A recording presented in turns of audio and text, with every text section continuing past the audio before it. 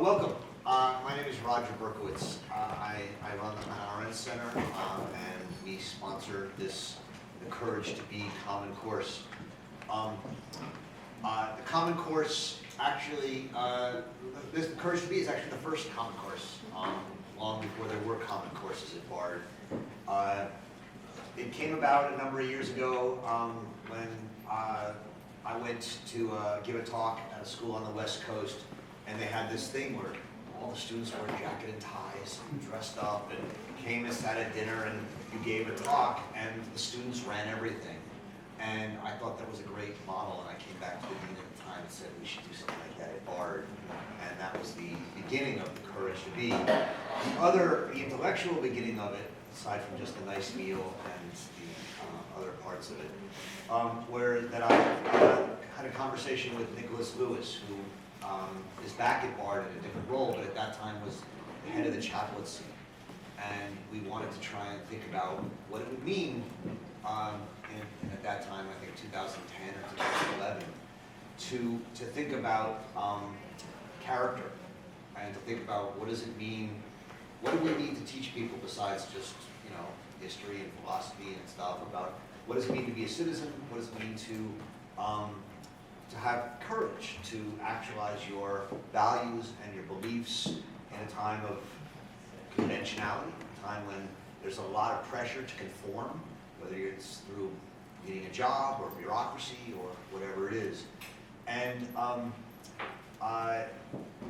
we decided to try and think about a course that would teach that kind of approach to life. And there's a lecture series by a man named Paul Tillich. We still read the Tillich? Yes. So you're all reading the Paul Tillich this semester. And it's called The Courage to Be. And I had not known it at the time, I'll admit. Nicholas recommended it to me. And it's very much a book about, in this case, the rise of secularism, the loss of a kind of traditional belief in religion, and what would it mean to believe, even though you know in some sense that what you're believing is not true, but to believe because you think it's important. And that was Tillich, who was a Protestant minister who left Germany in the 1930s and 40s and came here, was grappling with that. What does it mean to have faith in an age without faith? And that was his idea of the courage to be. And Hannah Arendt wrote a lot about people who have the courage to resist evil, resist Nazism, resist all sorts of bureaucratic systems of evil. And what she said is that the people who do that are people who just couldn't do otherwise. They have some sort of deep well of sense of belief, whether it's in religion or whether it's in just a sense of who they are, that you can't do otherwise. They're not people who reasoned into it, generally. They're not people who sat there and said, oh my God, should I do it, should I not? They're people who generally just said, no, there's no way I could do that. And she calls it a kind of character. And so Nicholas and I thought that these two sort of central figures, Paul Tillich and Hannah Arendt, could be a way of creating a common course environment around a series of what it means to have character, what it means to be courageous, to live according to principles in an age without principles, seemingly so. And we then brought in student fellows and made that a part of the course. And it's been going now for over 10 years. It's been an enormously successful and wonderful event, and I'm really thrilled. This year, Jana Mader, who is running the Courage to Be courses for us, this is her first year doing it, and welcome, Jana. I'm thrilled she's doing that. And she's also teaching one of the courses. So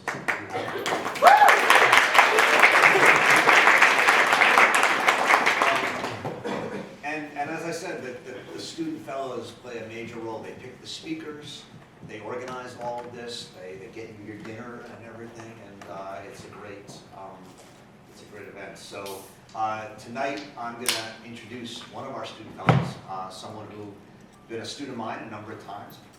Really enjoyed having Kaylin Weber up in my classes and getting to know her and having her work with the Hannah Arendt Center. She's, who knows what year she is, because she did a BSEC before, but she's actually doing the joint BARD BA Levy Masters, so she's going to spend a lot of time in this building one day. Welcome, Kaylin. Thank you very much, and here's Kaylin.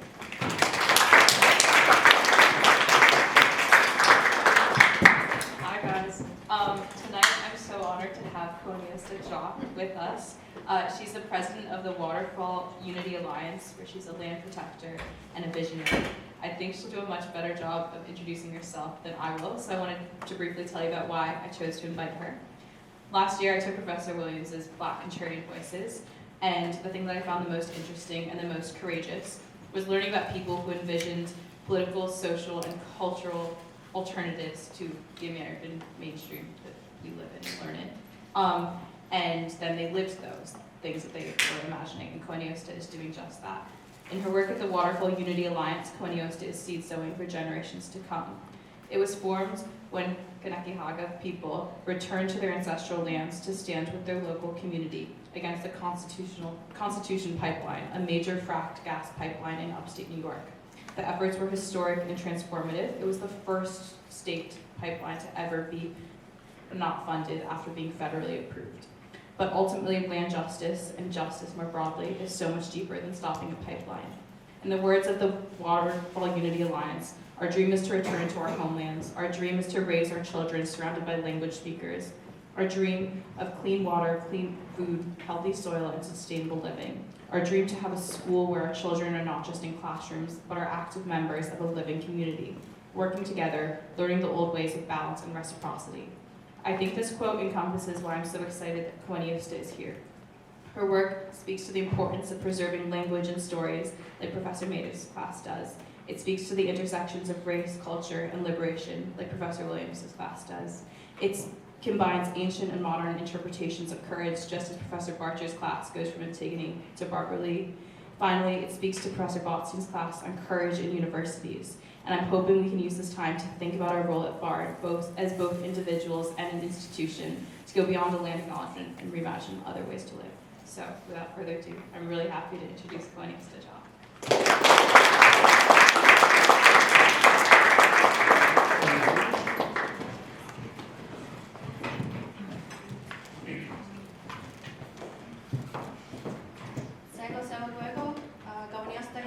Can I just take this out? Yeah. Kawenniosta Jock sa Wagatahuni. Ganyaga ni Wagahajaja zano abuzasta ni Dawagano. Dana umawan ni Zalade Yoskohale Nua ni Dawagano zano Skidile. Hello everybody. My name is Kawenniosta. I am of the Wolf Clan of the Iroquois Confederacy, the Ganyaga people of the Flynn. Mohawk, as everybody else seems to be familiar with. And I am currently living on my ancestral homelands in Schoharie Valley, on an ancestral Turtle Clan village. I'm there with my 5 out of 6 children, and we've been there a few years now. So I just would like to share a little bit of how my own personal journey as a Ganyaga woman, as a mother. Listening to the introductions and I guess the classes and the things that you learn about in the Iroquois Confederacy, we still have our own political governing body that's still active and still very much alive. We come from reserve lands known as Indian country if you are a federally recognized Indian, which I am probably not. So I didn't always get the same, my family didn't always get the same benefits and whatnot of being federally recognized. So we followed our traditional ways always, and we always had to pretty much fight for our existence. And I kind of just was raised in that activism, but really it's not really activism to me. We have certain roles and responsibilities as women and men in our confederacy, and we have responsibility to our children, to the kids that aren't born yet. They talk about the 7 generations. And so we're taught from a small child to always keep that in mind in everything that we do and every decision that we make. And so I had prepared a presentation, but then we decided that we weren't going to use it, so I'm just going to kind of wing this a little bit. I was really trying to follow a timeline, though. Back in I want to say the early 1700s, when our people were in the Mohawk Valley, Schoharie Valley, I know that our ancestral lands go throughout the Adirondacks, the Mohawk Valleys, and the Catskill Mountains. And where I've grown up is in Akwesasne, which is on the border of the Canadian border, about 5 hours from here. That's where they kind of put us. So if you, I know like people are familiar with Indian country, I would assume, and that is all of the federally recognized tribes and reservation lands. We're not very. They talk about us being a free people, but we're very much not free at all. We're governed by foreign entities like the U.S. government, Canadian government, and so there's a lot of oppression, there's a lot of trauma, there's a lot of abuse, there's a lot of sickness within our people because of the, I guess, the outside forces that are constantly forcing their way into our governance structures. So from moving from the valley in the 1700s, we relocated up to the border, Canadian border area, and I don't remember the timeline of when residential schools started. Is anybody familiar with residential schools? The last school just closed in 1998 on my reserve. That's actually, sorry.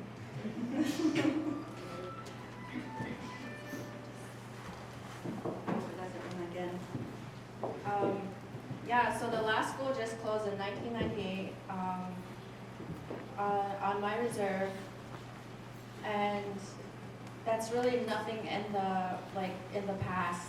Like my grandmother was a residential school survivor. Like some of us still have parents. Some of us have gone there that are still alive today. So this isn't like talking like 100 years ago. This is like currently. And the effects of, kill the Indian, save the man. Trying to erase our identities and our connections to the land, to creation. That was the ultimate goal. However, I like that. I don't know who came up with that saying where they said they tried to kill us, but they forgot that we were seeds. And I really think that was like a really cool, I guess idea, because we are seeds and we're still here. We're still living by the ways of our ancestors. We're still very much connected to the land, to the waters, to creation. And I also wanted to talk about the environmental justice part of everything that I work on, because to me, land back, are you familiar with the term land back? That's kind of getting popular.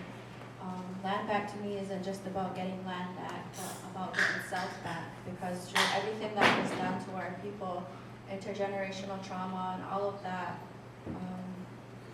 a lot of us are still here and still, living our roles and our responsibilities as Oklahoma people. And so I also don't like to identify as Indigenous, First Nations, Aboriginal. I am Oklahoma, which is the original beings, and that's how I identify who I am. And so, with the current, the way everybody lives, we obviously don't live the way that we did back then when we were, living off the land. And that is one of my biggest goals, is to get back to our old ways of being, our old ways of growing, our old ways of just getting off of, getting out of the rat race and not being on a clock and just really going by the sun and the moon, and because that's how we used to live, is we would watch the stars. We would know when it was time for certain things to happen throughout the year because we would watch the constellations. We would know when it was time for our new year, because our new year is not January 1st. Our new year doesn't start until the Pleiades constellation is right above our heads.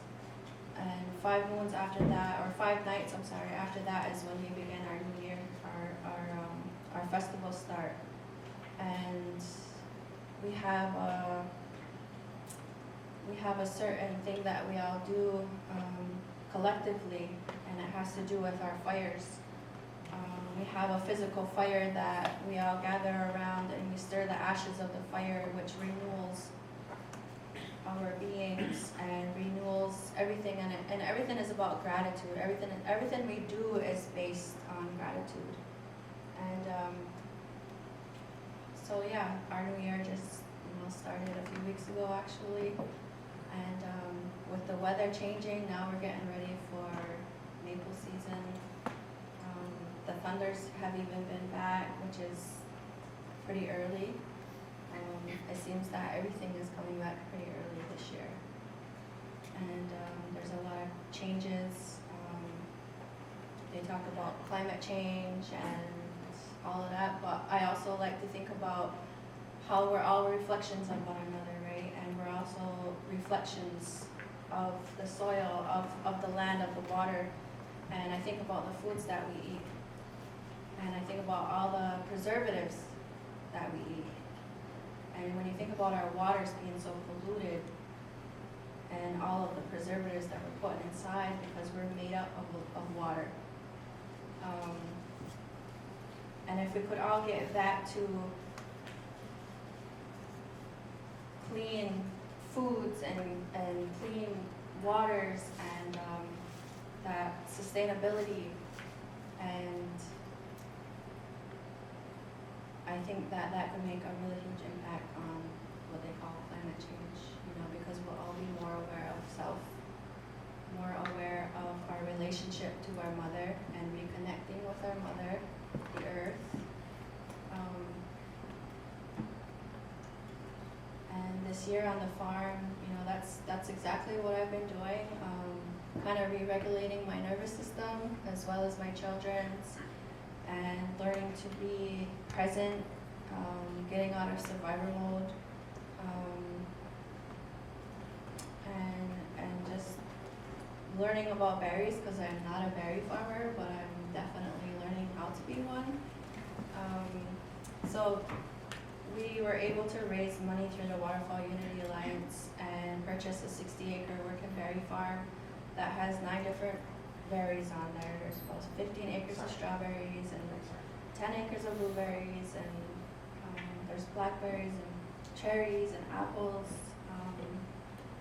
There's white raspberries that I didn't even know existed.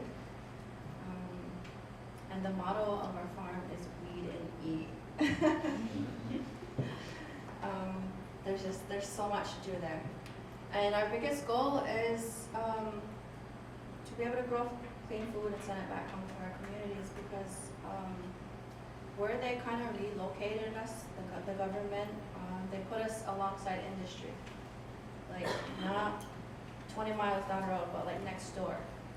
So in Akwesasne, where I come from, we're next door to one of the biggest Superfund sites in North America, GM and General Motors. And so our waterways, the St. Lawrence, is heavily polluted. Our soils are heavily polluted with PCBs, heavy metals, all those nasty things. And so a lot of us can't even grow food. Our main sustenance was the fish, and we can't fish anymore. Our fish are very sick. Our animals that we hunt are also very sick. So one of the main goals on this project is to be able to grow clean food, send it back home to our communities, our sister communities. Akwesasne is not the only Kawenniosta reserve. There's 7 other sister territories throughout Canada, and I also like to say so-called Canada. And I guess, you know, talking about courage. I never really realized, I kind of just I've been really following my intuition, learning to trust my intuition in the past, 4 or 5 years now. And I think that takes a lot of courage to be able to do that. Because I realize how the institutions have and do take us away from who we really are. Our connection to the land, and they keep us inside the box. And it's really important that we get out there and we learn how to plant seeds. And we learn how to nurture those seeds, because when we learn to nurture those seeds and we grow seeds in the plants, and we're building a relationship, and it's being reflected back to self. And as you water that plant's gonna water you, as long as you're open to receiving the teachings. And I think that it's really important for all of us to be able to, even if it's just, maybe it's not food, maybe it's a house plant or something. It's just, anything that we can nurture.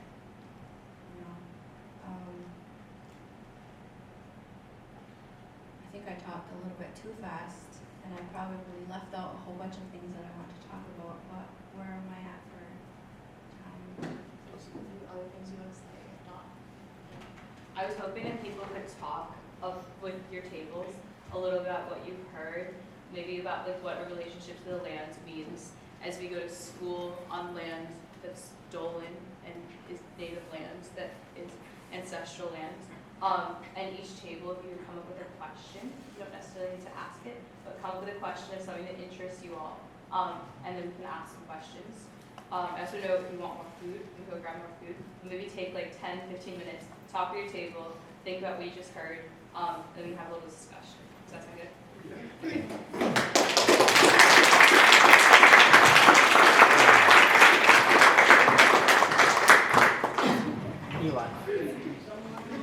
Yeah.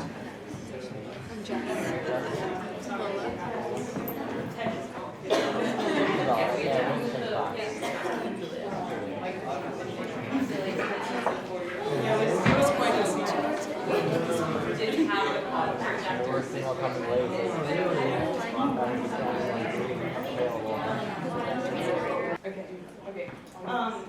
Yeah, I was wondering if you could talk more about the schooling that's like not the public schools, like the schooling like in your native language, and how it's different from public school, and if anyone ever gets integrated into mainstream school, just more about that.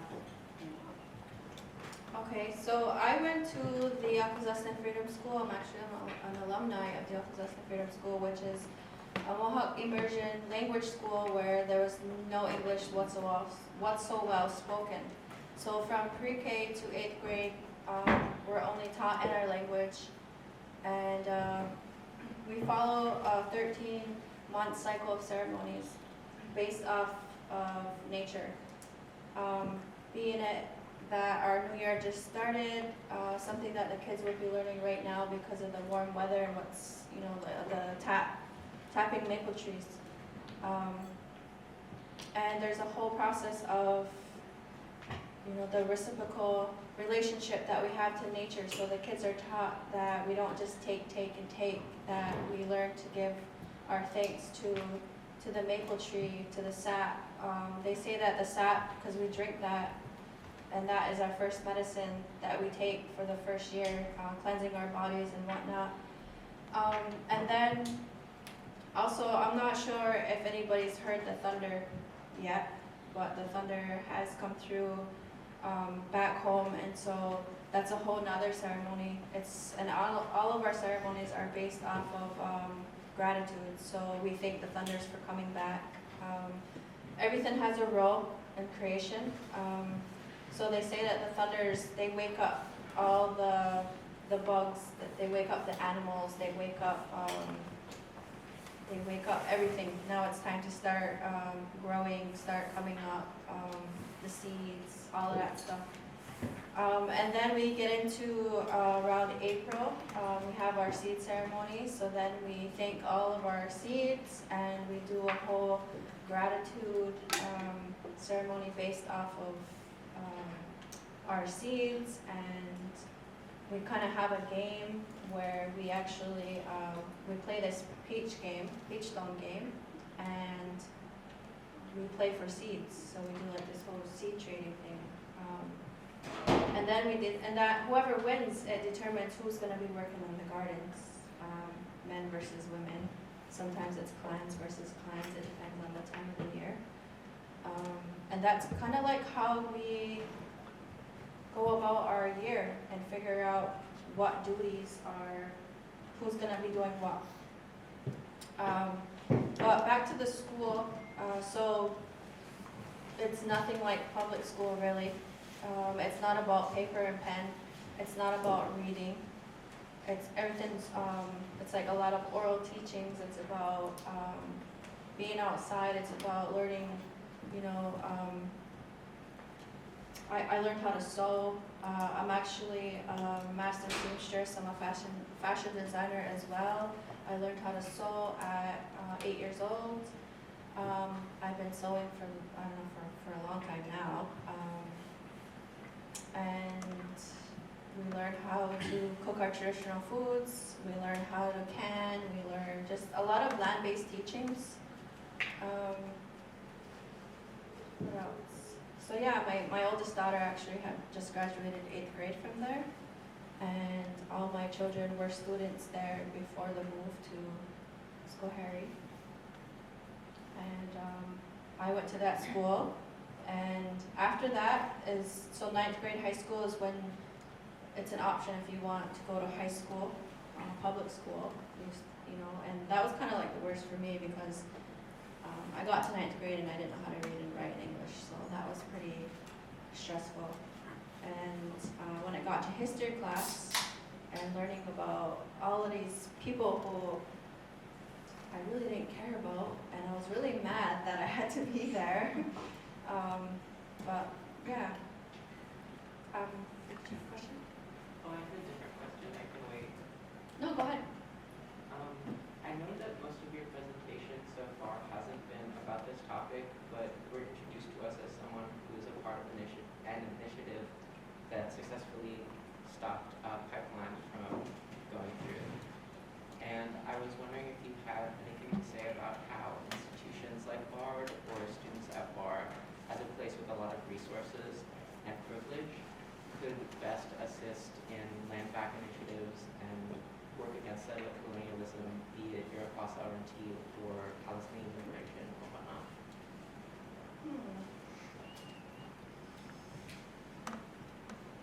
That's a really good question.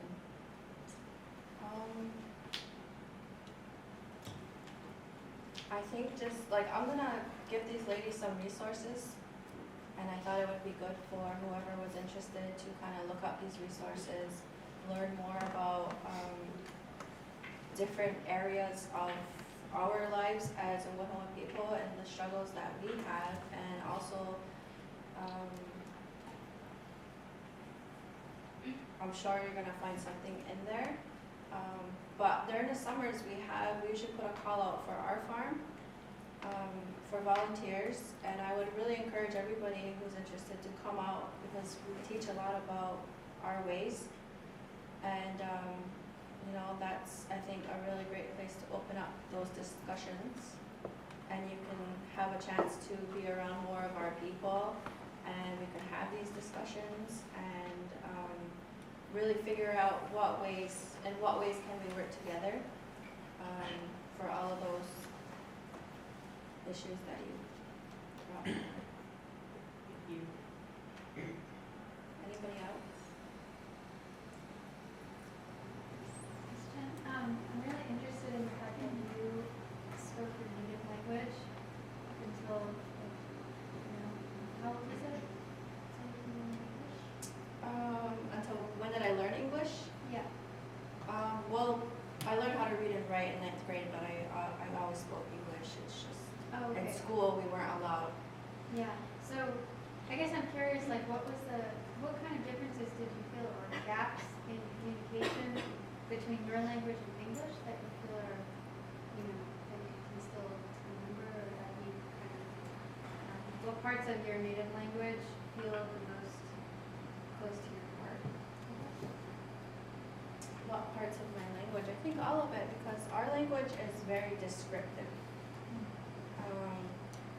Our language is not the literal meaning of words in English words. So me speaking in my language, there's no really way to translate it into English, like literally.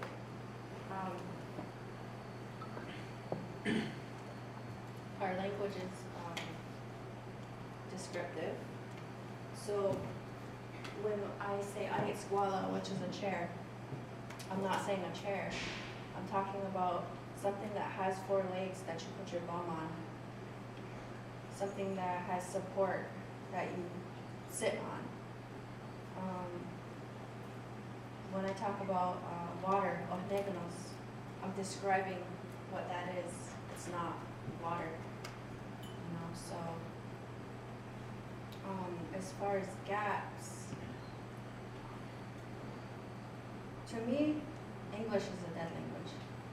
It's the lowest frequency, and that's what we're conditioned to always speak. All of our native languages, they vibrate at the highest frequency. So if we all could go back to our languages other than English, then we're raising the vibration collectively. So, is there anything else? Yes. I'm going to talk a lot about the importance of farming Yeah. and how growing your own food and how like the chemicals and preservatives we consume shape us.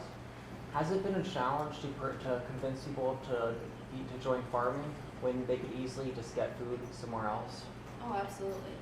It's convenient, right? I mean, it's sometimes, for most times, it's convenient for myself.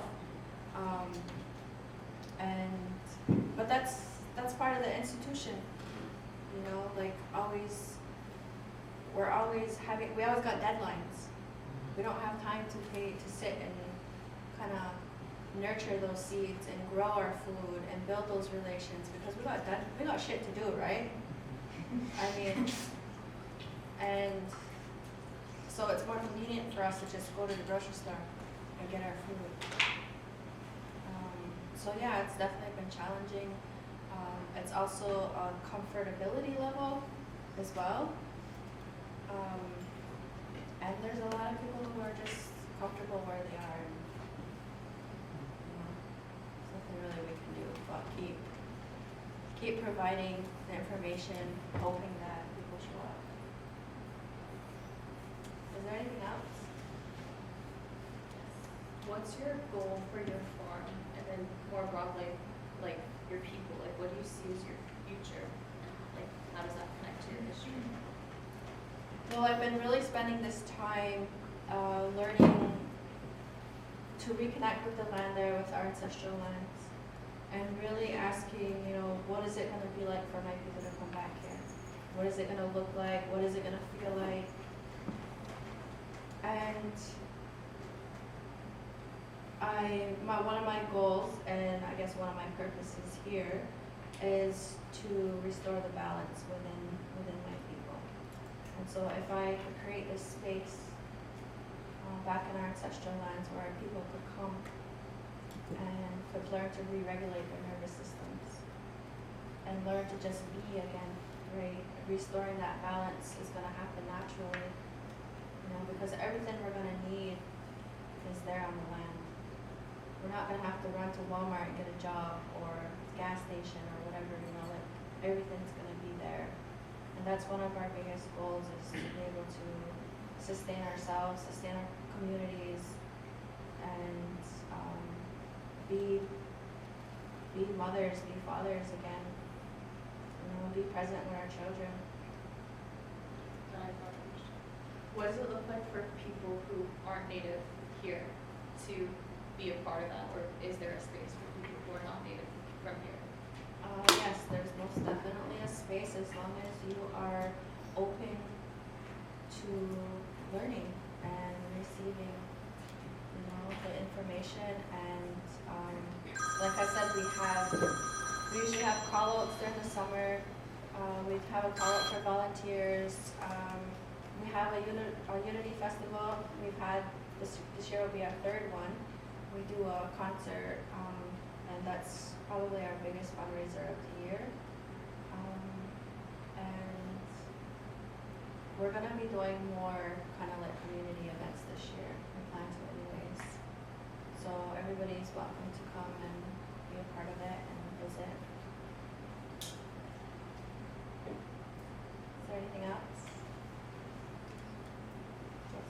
I'm just hearing you talk a lot about your culture of renewal and also how there's a farm involved in how you guys make use of a lot of I just wanted to hear about how you guys reduce waste, if there's like a process of like, sorry, kind of off over this, but like, is there any like process of like renewing that waste in a way that's like more efficient? Do you guys have any sort of thing in your culture that allows you to make use of things that others might consider waste more efficient? Like composting? Like composting, but also like, you know, with like things we might like, I'm trying to think of other examples, but more than just composting, you know, waste, like things we might normally throw out or give away, like something. Well, we're currently working with a biochar company. Are you familiar with biochar? Are you? I'm curious. Well, that's something that you can put all of your waste in, and then it gets put into these big kilns, and it creates this, we're left with this charcoal stuff, right? It's like, it's biochar. When we clean the forest, like agroforestry, things like that, I think they even said you could throw, you know those windmills, those big giant, you could throw those things in there even, like big things like that. And you get this biochar and you put that in the soil, and it's like a magnet which cleans the soil. It's like the pesticides, the herbicides, the PCBs, all of that, like it's like a magnet for it. And we actually started doing that on our farm because our farm was heavily polluted with pesticides and herbicides before. And so we're trying to get back to all organic practices, but not be certified organic. But yeah, that's something that we are, as well as composting. But in our ways, you know, just like when we hunt, we don't waste anything. Everything's used. So, yeah, thank you. Yes.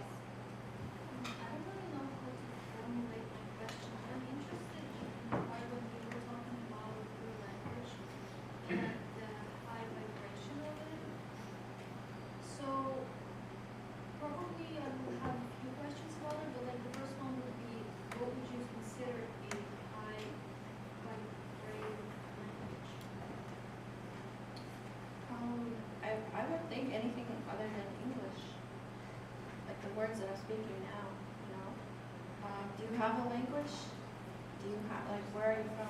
I'm from New York, Yeah. Well, that's what I was like, because I don't know if I misunderstood you, but you said your language was really descriptive, and you feel like it's a high vibration. So the English language is not very descriptive, which maybe means that it's not high vibration. Well, I was just like interested in how would you understand, because like, for example, the same Ukrainian language, it's not that descriptive, but it has been there since the beginning of the nation, which for me also feels like a really high vibrating language, because like, you know, when I hear some really old pieces of music or something, I really feel this like feeling inside. And when I speak English, I don't feel that at all. And I don't know if it's just because it's not my native language. No, that's what exactly what I'm saying. So you speak your own language and you feel that, right? Yeah, because it's a high vibrational tone that you're speaking. And a lot of our languages operate at a frequency of love. And so, and then how you said when you talk English, you don't feel that anymore. Yeah, that's what I'm saying. So it's all of our languages, not just mine. Yes. Did you have another question though, or? No. Okay. Is there any other questions? Yes. I guess I know sort of the language part. What if people who their language is, like their native language is English, right? Because like I also speak Hungarian and even a little bit of Rennet, and I do feel that there are certain things that I can't necessarily translate and I want to, but at the same time, I also grew up speaking English as well, and I do, like, I wonder, is there, like, what about those who their native language is English? Like, are they still, is it still the same? I don't know. I guess I can't really answer that as to that extent. However, I think it depends on the person, the individual, and what vibration do they vibrate at. You know, because it's up to that individual to put that vibration into what they're speaking, right? So I guess that's the best way to answer that one. Yeah.